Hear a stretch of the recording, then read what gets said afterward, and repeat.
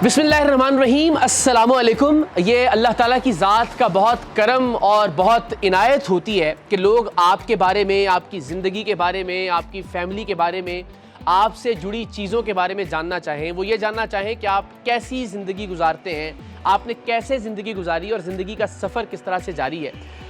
तो मैं अल्लाह ताला का बहुत शुक्र अदा करता हूँ और आप सबका बहुत शुक्रिया अदा करता हूँ कि आप हमारी ज़ाती ज़िंदगियों के हवाले से भी बहुत दिलचस्पी रखते हैं कि फ़ैमिली में क्या हो रहा है, हम क्या करते हैं, हमारी ज़िंदगी किस तरह से मुख्तलिफ है किसी भी आम इंसान से। तो मुझे लगता है कि आज की वीडियो के बाद शायद आपको अंदाज़ा होगा कि बहुत ज़्यादा मुख्तलिफ नहीं होती। वैसी ज़िंदगी जैसी आप सब लोग गुजार रहे होते हैं आमतौर पर हम लोग भी गुजारते हैं, जो कि टेलीविज़न के दूसरी जानिब होते हैं। पहलाज साहब ने, मेरे साहिबजादे ने रिसेंटली एक वीडियो की अपने व्लॉग में अपनी नई गाड़ी के बारे में।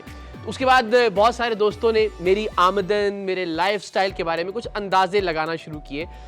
तो मुझे लगा कि मुझे भी एक ज़रा वीडियो करनी चाहिए इस हवाले से, ख़ासतौर पर गाड़ियों के हवाले से। और इस गाड़ी के हवाले से तो सच्ची बात है कि मैं एक वीडियो करना चाहता भी था। उसकी वजह मैं आगे चलकर आपको बताऊंगा कि इस गाड़ी में ऐसा क्या है कि जिसके बारे में मैं ज़रूर आपसे कुछ चीज़ें शेयर करना चाहता था।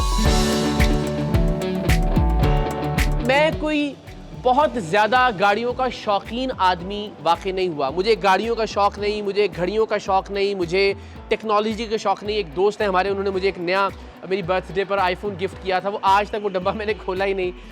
मैं काफ़ी सुस्त वाक़ई हुआ हूँ, सच्ची बात पूछें तो।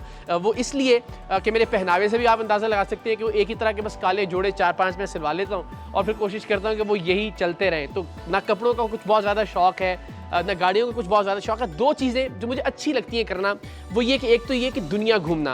उसमें मुझे लगता है कि वो अल्लाह ताला की बहुत बड़ी एक नेमत होती है, उसकी एक अता होती है कि आप उसकी बनाई हुई दुनिया के रंग देखें, उसके तख्लीक किए हुए लोगों से मुलाकातें करें, मुख्तलिफ़ ज़बानों के बारे में जानें, मुख्तलिफ़ सकाफ़तों के बारे में, मुख्तलिफ़ कल्चर्स के बारे में, मुख्तलिफ़ रंगों के बारे में। तो मुझे दुनिया घूमने का एक तो ये शौक़ है।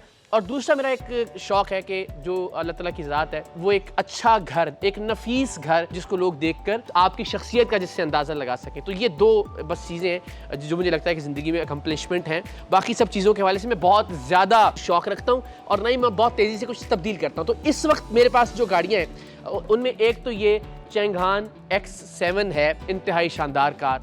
और इसकी एक तारीख़ है, ये मैं ज़रा आपसे शेयर करूंगा कि इसकी क्या हिस्ट्री है। राइट साइड पे जो मेरे आप गाड़ी देख रहे हैं, ये गाड़ी मेरे छोटे भाई की है। वो जब दफ्तर जाता है तो वो उसको इस्तेमाल करता है। एक गाड़ी मेरी दूसरी अहलिया की है, वो ज़ाहिर वो अपने दफ्तर जाने के लिए या अपने कामों के लिए उसको इस्तेमाल करती है। तो मजमूई तौर पर हमारे पास इस वक्त 3 गाड़ियाँ। कराची में मेरे पास 3 गाड़ियाँ थी। अगेन ये गाड़ी जो छोटे भाई इसरार की थी वो तो थी, लेकिन हमारे पास वहाँ पर 2 वीगोज़ थी। मुझे याद है 2012-13 में जब सरेआम का आगाज़ हुआ तो कराची के हालात बहुत ख़राब थे। आप सबको भी याद होगा कि उस वक्त लियारी गैंग वॉर, दूसरी जानिब पख्तूनों का कत्लेआम भी होता था, मुहाजिरों का कत्लेआम भी होता था, बलोचों का कत्लेआम भी होता था, सिंधी भी महफूज नहीं थे। तो एक अजीब व गरीब फ़ज़ा थी कराची शहर के अंदर। तो उसमें मुझे सब ने सजेस्ट किया कि आपको एक गाड़ी ऐसी रखनी चाहिए कि जिसके साथ आप गार्ड्स को भी मूव कर सकें।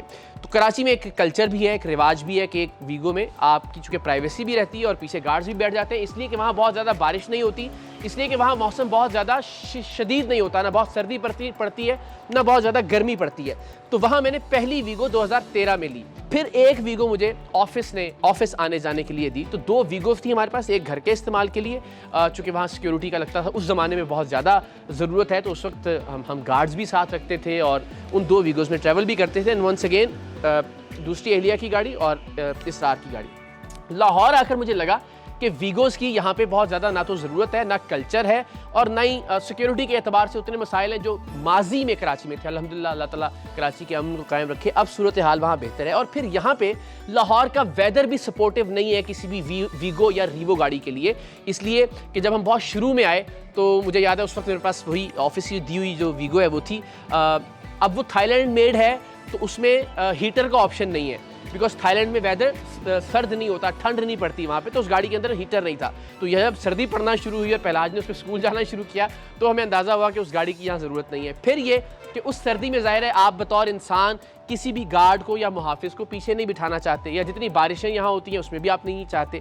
बल्कि शुरू के दिनों में जो हमारे साथ स्टाफ वहाँ से आया था, हमारे जो ड्राइवर हैं, बाकी जो हेल्पर्स हैं, तो हम अपनी खाला के घर से यहाँ मूव कर रहे थे, तो वो पीछे बैठे हुए थे वीगो के अंदर, तो बारिश होना शुरू हो गई। तो मैंने उनको फ़ोन किया पीछे कि आप मुझसे आके पैसे ले लें और आप रिक्शे पे आ जाएं। तो उन्होंने कहा नहीं, हम बहुत इन्जॉय कर रहे हैं। मैंने कहा आप तो इन्जॉय कर रहे हैं, किसी ने पिक्चर और तस्वीर बना ली।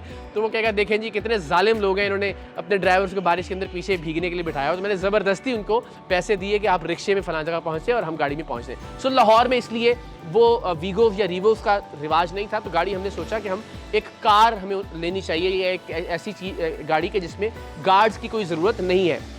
तो अगेन वो जो ऑफिस की गाड़ी थी, जो वीगो थी, उसकी रिप्लेसमेंट के तौर पे ऑफिस ने कहा कि जी आप एक गाड़ी देख लीजिए।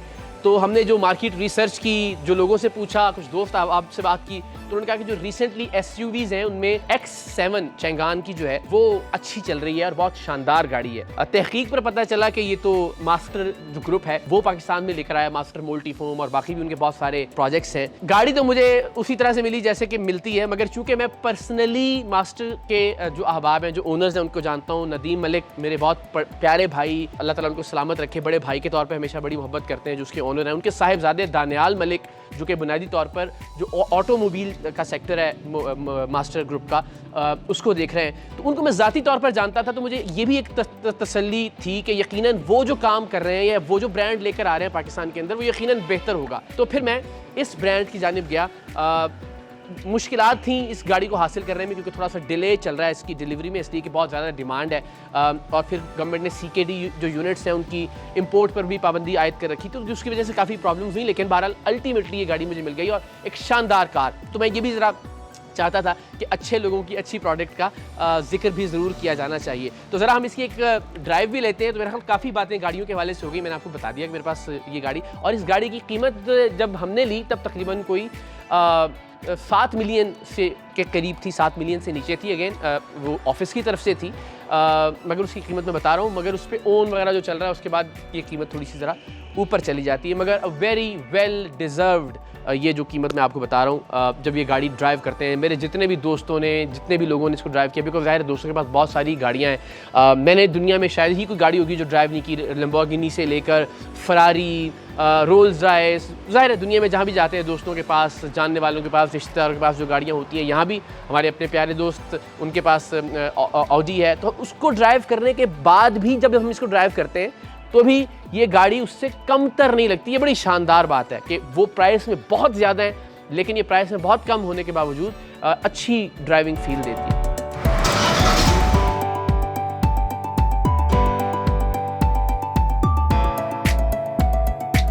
पहलाज साहब ने जो वीडियो बनाई इस गाड़ी के हवाले से, मैं हैरान था और शशदर था, सच्ची बात है। आजकल के बच्चे माशाल्लाह इतने टेक्नोलॉजी फ्रेंडली हैं कि आपको ख़ुद हैरत होती है कि वो कैसी कैसी बातें जानते हैं, वो कैसी कैसी बातें करते हैं, कौन कौन से लफ्ज़ों का इस्तेमाल करते हैं। तो मैं वो वीडियो देख के ख़ुद परेशान हो गया था कि मैं तो किसी गाड़ी का या किसी भी टेक्निकल चीज़ का कोई रिव्यू दे ही नहीं सकता। तो मैं सीधी सीधी मोटी मोटी बात बता सकता हूँ इस गाड़ी के बारे में। बहुत स्मूथ ड्राइव है, फ्यूल एफिशिएंट है बहुत ज़्यादा, इसका इंटीरियर बड़ा शानदार है। ख़ास तौर पे अगर हम देखें, इन एक्चुअली गाड़ी 7 सीटर भी है। इसके 2 वर्जन्स हैं, एक 7 सीटर है और एक 5 सीटर है। लेकिन जो 5 सीटर है, पहलाज साहब ने मुझे सिखाया कि वो ज़्यादा प्रीमियर वर्जन है। ओवरऑल गाड़ी के हवाले से आप देखें, इसमें 360 डिग्री कैमराज हैं हर तरह से, डैशबोर्ड बहुत ही डैशिंग है, इसकी सीट्स बहुत कंफर्टेबल हैं। ड्राइव करते हुए अगेन इसको हम अभी रिसेंटली नथिया गली भी लेके गए, तो बड़ा लुत्फ़ आता है, बहुत अच्छा लगता है इस गाड़ी को ड्राइव करते हुए।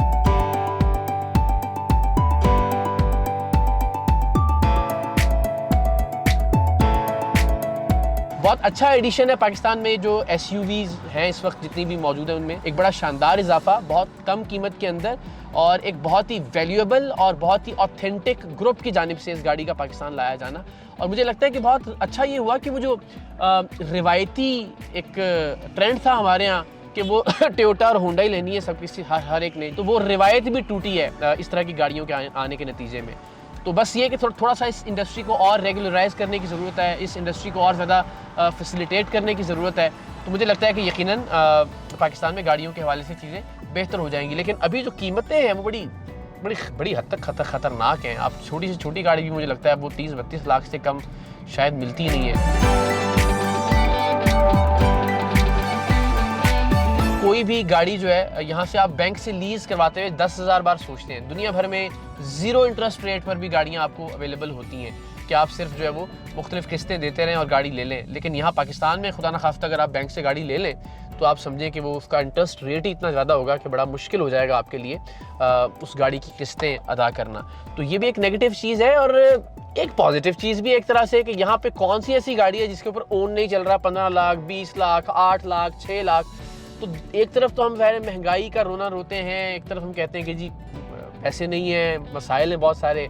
दूसरी तरफ किसी भी गाड़ी पे कोई भी गाड़ी ऐसी नहीं है जिसके ऊपर ओन नहीं है।